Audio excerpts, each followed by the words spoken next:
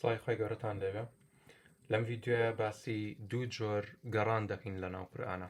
دوو جۆر گەڕان لە ناو قورئاندا هاتووە. جاران کورد بە ئێستاشەوە کوردی باشووری کوردستان بە سیخۆڕیان دەگوت جاسووس. ئەم وشەی جاسووسە لە وشەی جاسووسی عەرەبیەوە وەرگیراوە، لە تەجەسوسەوە وەرگیراوە.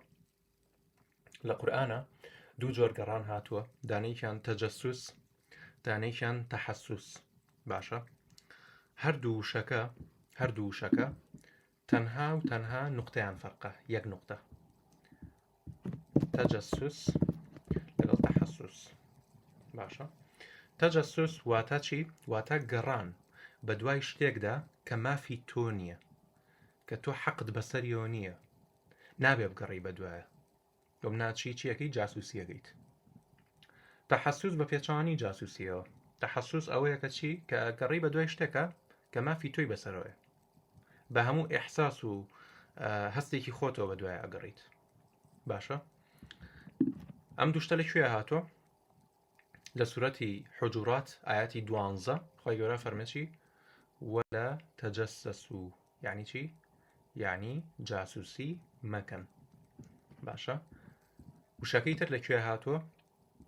لە سورەتی یوسفە لە ئایەتی 87 کاتێک دوای ساڵەهای ساڵ پێغەمبەر یاعقوب سەلامی خوای لێبێ زۆر خەمگین دەبێت، بە کوڕەکانی فەرمێت چی؟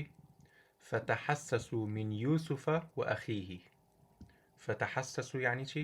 یعنی بە هەموو ئیحساسێکی خۆتانەوە بڕۆن بە دوای چی بگەڕێن؟ بە دوای یوسف و براکەی بگەڕێن.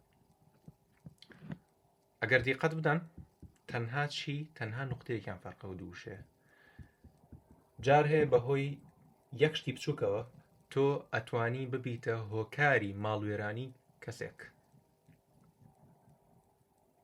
ئەمە ئەکرێت یەکێک بێت لە پەیامەکانی جیاوازی ئەو دوو وشەیە لە زمانی قورئانی موبارەکە. خۆی گەورەم لە یەک سەلامەت کات.